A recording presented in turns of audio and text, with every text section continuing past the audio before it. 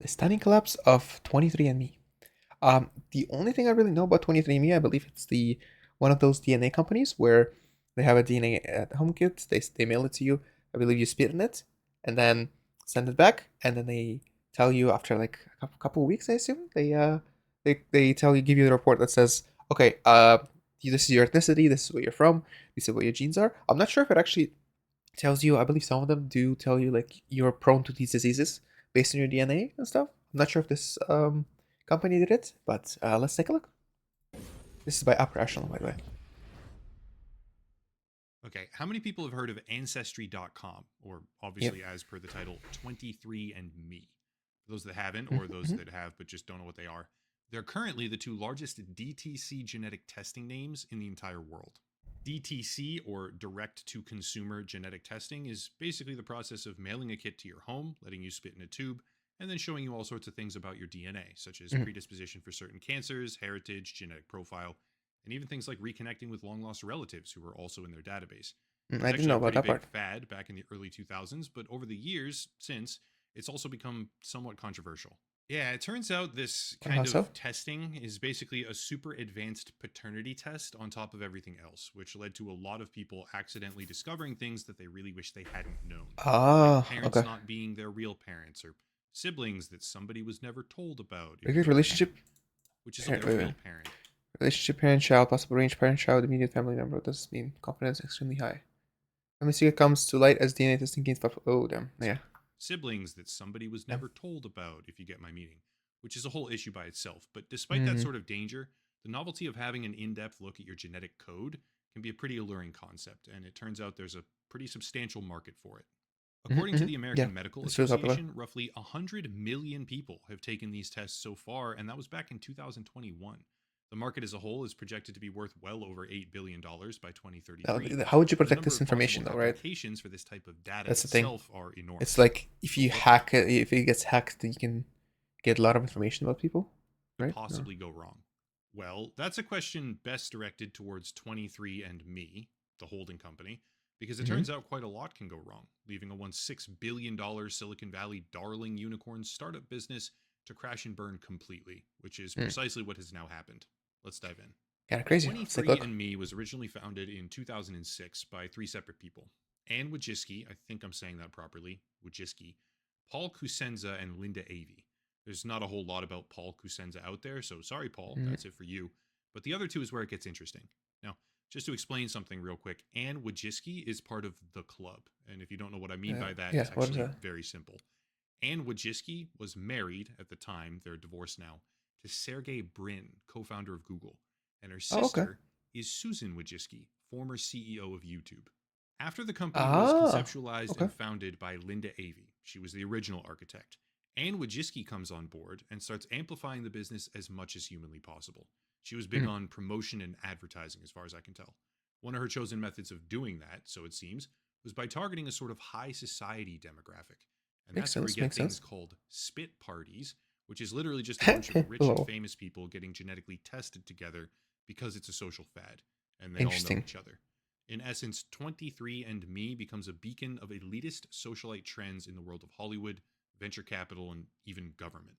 If I you mean, want even okay. more proof of this, here's a photo of Linda Avey, Anne Wojcicki, also her husband, obviously, Rupert Murdoch, and Harvey Weinstein. She Mm. was collecting spit samples for genetic testing at the World Economic Forum in Davos back then. Because I guess why wouldn't you be doing that when you're part of the rich people circle? I mean, And you you have a promote it. Why trendy new not? service that tells people Yeah, all about exactly. their DNA. Regardless, though, I do think it's fascinating that a company went around for quite some period of time targeting and Mm-hmm, mm-hmm. collecting genetic information on all the world's most rich and powerful people. I bet there's another story there, but regardless, somewhere around 2009, according to various reports from the Wall Street Journal, Fortune, and other outlets, Anne Wojcicki decides, no, fuck you, I want to run the company, and convinces the board of directors to vote her partner and the original architect of that company, Linda Avey. She convinces the board of Mm. directors to vote her out. There's this Oh, whose okay. press release where she Like, emails was it people and kind of says, like similar Linda's to the going to go Facebook work thing? on Alzheimer's research now. Bye bye. And sure enough, she takes full control. I should be Okay. clear, there's actually a podcast now with less than 300 views on YouTube where Linda Avey straight up confirms it was Hmm. not something that I chose at about 31 minutes in, despite the email from Ann Wojcicki reading, quote, I wanted to let you know that Linda Avey will be leaving 23andMe to focus Hmm. her energy on transforming Alzheimer's research and treatment, leveraging the 23andMe platform. Linda and Okay. I have talked about doing research in Alzheimer's since the inception of the company. Linda will be greatly missed by me and my colleagues, but we're glad she will continue to be in a related Hmm. field, and we are committed to continuing the work that Well, I mean, she this and is I all started PR 3 years stuff, so it ago. doesn't matter, right? End quote. Yeah, she kicked her out. Linda Avey was a genetic scientist who actually founded the company, so this Mhm. was really just the Yeah, whole I feel like, it's for is there any like way to go around it? Like if you, for example, found a company with a couple people, then is there anything that like in the contract or whatever that states that it does not that, oh sorry, what's going to be can't speak today. Something that states that like okay, if you were to not become a co-founder due to like PR issues or whatever else, like if it's not those or like some huge scandal, then like you get a some sort of money or you get whatever, like or can you just do it for fun? Like as long as the majority of the shareholders say yes, that's fine.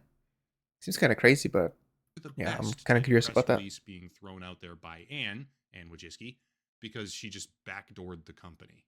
It's Mm. kind of a perfect stage here when you think about it, no? Multi-billion-dollar startups, some of the biggest names in the entire technology world, $115 million here from Mm-hmm. Fidelity Management, $250 million there from Sequoia Capital as they infiltrate the world's most elite technology, media, and governmental billionaire circles. Mm-hmm. What could possibly go wrong? Well, as I said earlier, a lot could go wrong, and now the company is basically bankrupt, worth pennies on the dollar compared to what it used to be, settling lawsuits for tens Wait, of millions what is it? after Sorry, is millions of this the digits actual more thing? compared to what it. Because it says oh souvenir production. I was gonna say it reads in Russian, not a payment method. And I'm like, what? Because it looks very similar. Yes, process not means. Yeah.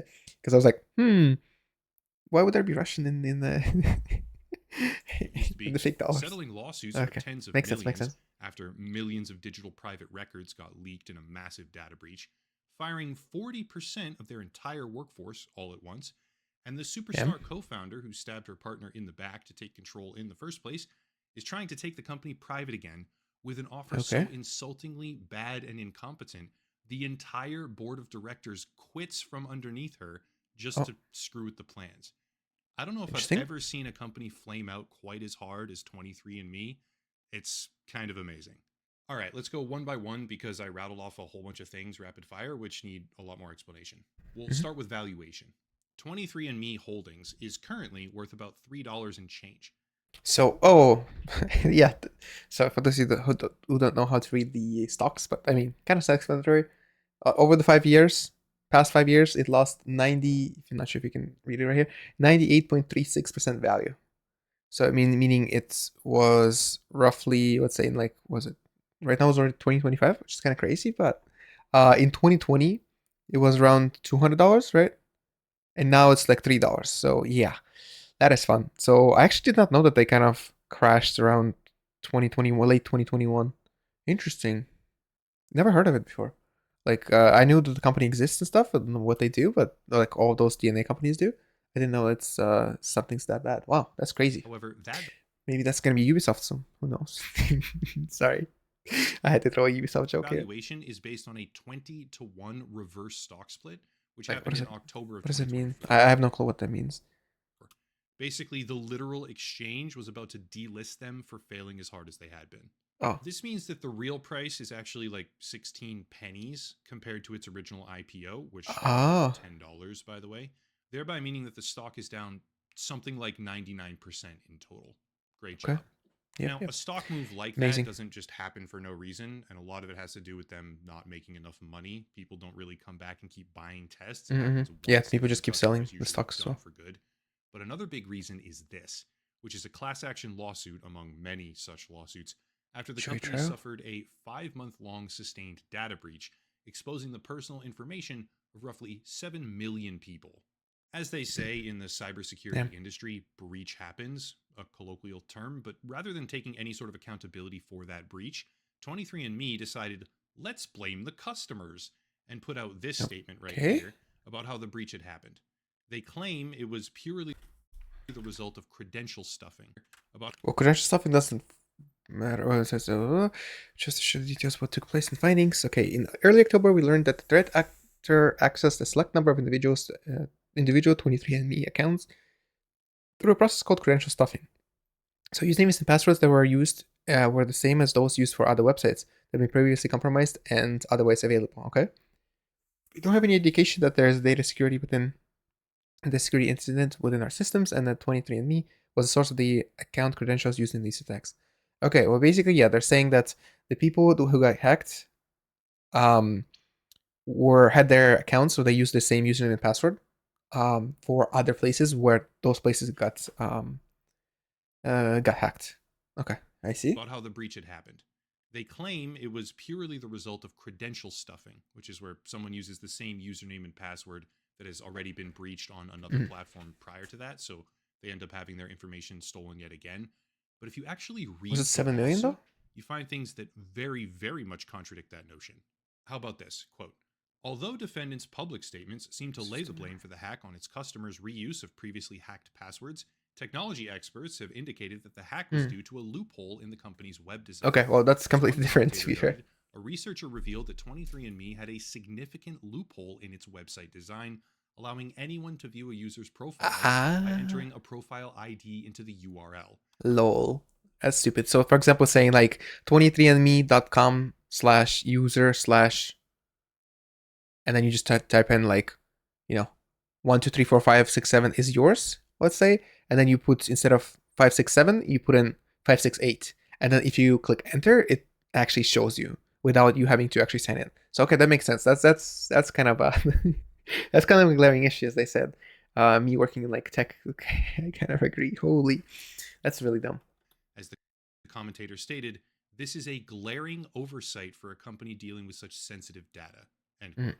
That seems like just a little bit more than your average credential stuffing attack, and the lawsuit ultimately ended with a $30 million settlement. It didn't go to trial, which isn't that much money, honestly, Okay. for a company like this. But when you Yeah, and consider the also effect of like, damaged reputation, which I believe this happened before with other companies. They reach settlement, and then you just get 30 cents. Oh, not 30 cents. Sorry, like $50, $100 or something like that. It's kind of like very, very low amount. So not a lot of people will actually get anything out of he it. suffered from in the aftermath, the cost gets a whole lot higher. Mm. Turns out that the threat actor who had done this, going by the alias Gollum on breach forums, had started explicitly leaking the private information of Jewish users in the aftermath of the October 7th tragedy, and then also Chinese users who were having their data deliberately packaged together and sold as a bundle on various black markets. Point being, Okay. data breaches have consequences, and the idea that 23andMe would then blame their own user base for what seems to be an egregious lack of basic security. So he's just leaking people so those people would get attacked or whatever else, or like targeted. Yeah, it's kind of crazy. Kind of ridiculous. Still, there's quite a bit more to it, such as a couple. Given the apparent political and anti-Semitic issue of the hack, a threat for the hacker named Goldman aftermath, 23andMe is now under congressional and state investigation. I see. Couple months after they finally settled the data breach lawsuit, at least the most prominent one, they laid off 40% of their entire workforce, disbanded multiple programs, and began cost-cutting initiatives Sorry, I'm just doing 1080p company-wide, finally. because at this point they were just lighting all of their money on fire. Mm. Except, don't worry, it gets better, or I guess worse, because a company struggling this badly is ripe for a takeover, and that's precisely what Ann Wojcicki tried to do with a proposal to take the whole thing private in mid-2024. Actually, the timeline is kind of important here. She tried to buy the company in August of 2024, shortly before they paid out the massive data breach settlement, which was shortly before they laid off half the company. So she was effectively trying to buy the whole thing dirt cheap before some of the issues that crippled it even further. Except the price. Oh wait, if you buy it, and then there's even more issues that come up with it, they'll still come up, right? Whatever the findings and whatever the congressional hearings, whatever else, right? Even if you buy for dirt cheap, the company will still be wrecked, no? And also, yeah, she says 40 cents per share, whereas if you look at their stocks, let me see. Does he have a picture here? Basically, they say the current one, so okay, 40. 9.37. 40 cents. Currently, technically, this says $3.20, so $3.20 per share. And she says basically, I can do maybe 10% of that, 15% of that. So kind of crazy. Okay, let's go. Except the price that she offered was 40 cents per share. The offer was so bad at the time that the board of directors came right out publicly and said, quote, "We are disappointed with the proposal for multiple reasons," end quote, giving her a 5-month timeline to update things, get better financing, and make a few changes. But 5 months later, because she didn't do any of those things, the entire board of directors resigned all at once. Okay. Keep in mind, we're talking about major people. After months of work, we have yet to receive from you a fully financed, fully diligenced, actionable proposal that is in the best interest of the non-affiliate shareholders. We believe that this committee have provided ample time. We've not seen any notable progress over the last 5 months. So, if the board of directors leave, right? I think they still get paid for. I'm trying to figure out how it works, right? If you're on the board of directors, you just make like big decisions for the company, right? Or do you actually get paid extra for that? How does it work? So they just still quit regardless, right? Maybe they didn't want to get associated with it anymore and stuff, or what? People here, not random idealistic dreamers who just care about the customers and happen to be on the board. Example, Roloff Botha, D's nuts, was one of the board members who is a managing partner at Sequoia Capital, which is the same firm that previously invested tens, possibly hundreds of millions of dollars in this company. Wait, no, they said they secured $250 million from Sequoia, no? Wasn't that the article that said it? Or Neil Mohan, who is the current... Yeah, right? See this one. Confirms 250. Oh, sorry. Yeah, he's correct. That is $250 million total for that round. And Sequoia like did most of the give like most of the money, right? CEO of YouTube. It's a big club and they all know each other, obviously. But apparently Anne Wojcicki isn't really in the club anymore. According to her first and I believe only on record public interview with Fortune since all of this actually happened, she said things like, quote, "I've always said ever since the very beginning, I don't need to be in charge," end quote. But the dual structure of the shares, the fact that she has a controlling majority, and literally... There's no ego for me. I care about the vision and the mission. It's not worth some MCO. This percentage makes it possible for me to operate and fund them. Right. Kick the real founder of the company out of it all. I don't think people care about what the agenda is as long as you bring money to the company and like shareholders, right? No? Am I the only one that thinks that? I don't know. It's kind of weird. Back in the first few years, kind of suggests otherwise. At least that's my opinion. Overall, there's blood in the water. The company has assets, but those assets are going to be the target of investor lawsuits now because the spectacular implosion of a once booming social trend is a carnival that just keeps on going. When a CEO cements her power, right, or herself in the power structure to such an immovable extreme that the rest of the entire leadership structure just leaves, you know it's bad. And when we talk about that big club that we're not in, kind of crazy. It seems to me like she was in it and she was married to someone big in it, but now they're basically kicking her out because she's losing everyone obscene amounts of money and won't stop fucking it up while making herself in charge of everything. That's my take. Either way, I actually think the company's baseline value is probably quite a bit higher than where it sits right now, considering the type of data that they have and also who they have that data for. But who knows? It's a stunning example of rise and fall for a darling Silicon Valley CEO and her social trend genetic testing service startup that was once making all of the headlines and getting all of the funding and making waves, and as everyone talked about. Yeah, that's the thing. It's like he kind of pointed out the correct thing is once you do the test once, right? It's like, what was it? The price was like $68 to like $120, right? You do it once, that's it. You're not gonna do it again for yourself. Or I mean, you can do it for your like relatives, whatever, you can recommend it to them, but you're not gonna do it twice because it's not gonna change the result, right? So maybe what they should have done is actually they should have maybe almost like paired with other companies that would, of course, with consent of the user, provide them like health tips and other things related based on. Actually, I guess it's difficult to think, but maybe something like, let's say pairing with Fitbit and then saying, okay, like for your complexion and for your based on your DNA, these exercises might be a little bit more efficient. Or like I mean, I guess it relates on like race and I guess it's genetics and then race, but it would be like they'll probably need a lot of research and stuff. Sorry, I'm just mumbling around, but might have been something cool like that. But you still wouldn't have to retake the genetics tests multiple times. So it's kind of a one-time thing, and that's About it, even just a few years ago. But yeah, as per the title, The Stunning Downfall of 23andMe. That's it. If you want to support the channel, check out the links down below. A Please do. special VPN deal for anyone who wants it. Monthly memberships, locals and Patreon. Those are great, right? Supplemental to advertising and all this other stuff. There's plenty of stuff down there. But I'll cut it there and stop rambling. As always, thank you all for watching. Question everything. And have a nice night. Thank you. Oh, that's a cool giraffe. Nice, just stuck image of giraffe. Thank you. This is Upper Echelon, by the way. So I'll be leaving the link of the video in the description. Great guy. I did see a lot of what's it called? Excuse me. I did see a lot of videos by him. So yeah, what do you guys think about it? Kind of interesting. Did not expect them to fall down so bad. I did not even know or hear about the situation. Kind of crazy. But yeah, that should be it. All right. See you guys. Bye.